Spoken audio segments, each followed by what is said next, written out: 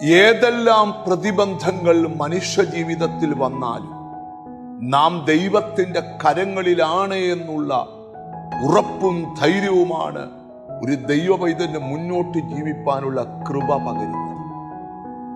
ഇന്ന് 91 സങ്കീർത്തനത്തിലെ വളരെ ശ്രദ്ധേയമായ ഒരു വചനമാണ് നമ്മൾ ധ്യാനിക്കാൻ പോകുന്നത്. അതിന്റെ 12ാമത്തെ വാക്യം, നിന്റെ കാൽ കല്ലിൽ തട്ടിപ്പോകാതിരിക്കേണ്ടതിന് അവൻ നിന്നെ കൈകളിൽ വഹിച്ചുകൊള്ളും. നമ്മെ ഓരോരുത്തവരെയും ദൈവം വഹിക്കുമെന്നാണ് ഈ വചനത്തിനകത്തുനിന്ന് നമുക്ക് പഠിക്കുവാൻ കഴിയുന്നത്. പ്രവാചകനായ യെശയ്യാവ് പ്രവചിക്കുമ്പോൾ എഴുതി വെച്ചു, നിന്നെ എൻ്റെ ദൈവം ഉള്ളം കൈയിൽ വരച്ചിരിക്കും. നീ മുന്നോട്ട് പോകുമ്പോൾ നിനക്ക് മുമ്പിൽ പല ഇടർച്ചക്കല്ലുകളും തടങ്കൽ പാറകളും മുമ്പിൽ വെളിപ്പെടും. പലരും അതിൽ തട്ടി നിലംപരിചായി അവരുടെ ലൈഫ് ഇല്ലായ്മപ്പെട്ടു പോയപ്പോൾ ദൈവം പറയുകയാണ്, നിന്റെ കാല് ഒരു ചെറിയ കല്ലിൽ പോലും തട്ടാൻ എൻ്റെ ദൈവം അനുവദിക്കത്തില്ല. കാരണം അങ്ങനെയാണ് ദൈവം നിന്നെ കൊണ്ടുപോകാൻ പോകുന്നത്. നിങ്ങളുടെ ലൈഫിനെ ഒന്ന് തിരിഞ്ഞു നോക്കി. തകർന്നു പോകേണ്ട എത്രയോ സാഹചര്യങ്ങൾ കൺമുമ്പിൽ വന്നപ്പോൾ ചെറിയ ചെറിയ വ്യത്യാസങ്ങളിലൂടെ, ചെറിയ ചെറിയ മാറ്റങ്ങളിലൂടെ നിന്നെ പരിശുദ്ധാത്മാവ് വഴി നടത്തിയില്ലേ? കണ്ണിൽ കൊള്ളേണ്ടത് പുരിയത്ത് കൊണ്ട് മാറുന്നത് പോലെ എത്രയെത്ര അനർത്ഥങ്ങൾ നിന്റെ കൺമുമ്പിൽ നിന്ന് ഒഴിഞ്ഞുപോയി. ഈ കഴിഞ്ഞ ദിവസം ഒരു സ്നേഹിതൻ എന്നോട് പറഞ്ഞു, തന്റെ വാഹനം കൊണ്ടൊരു വൃക്ഷത്തിന് ചുവട്ടിൽ പാർക്ക് ചെയ്തിട്ട് താൻ വീട്ടിലോട്ട് കയറുകയാണ്.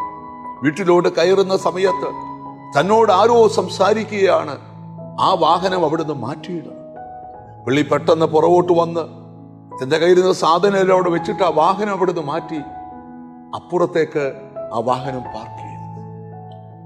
ഒരു 5 മിനിറ്റ്സ് കഴിഞ്ഞപ്പോൾ ഒരു വലിയ ശബ്ദം കേട്ടപ്പോൾ ആ വലിയ വമ്പൻ വൃക്ഷം ആ വണ്ടി നിന്നടത്ത് ഒടിഞ്ഞു വീഴുവാനിടയായി.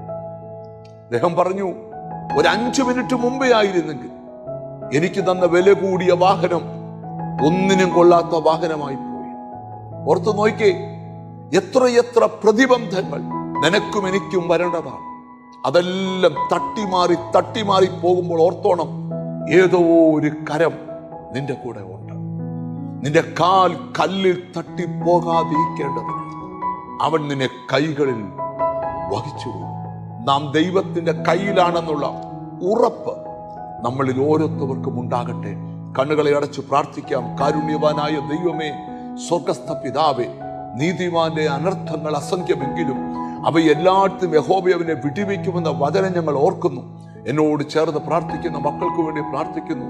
നിന്റെ നാമം ചൊല്ലി അവരെ പിതാവിന്റെയും പുത്രന്റെയും പരിശുദ്ധാത്മാവിന്റെയും നാമത്തിൽ അനുഗ്രഹിച്ച് പ്രാർത്ഥിക്കുന്നു. ഞങ്ങൾ ദൈവത്തിന്റെ കയ്യിലാന്നുള്ള ഉറപ്പും ധൈര്യത്തോടും ജീവിപ്പാൻ കൃപ തരണം. യേശു ക്രിസ്തുവിൻ നാമത്തിൽ തന്നെ ആമേൻ. നിശ്ചയമായി ദൈവം നിന്നെ കൈകളിൽ വഹിക്കും. God bless.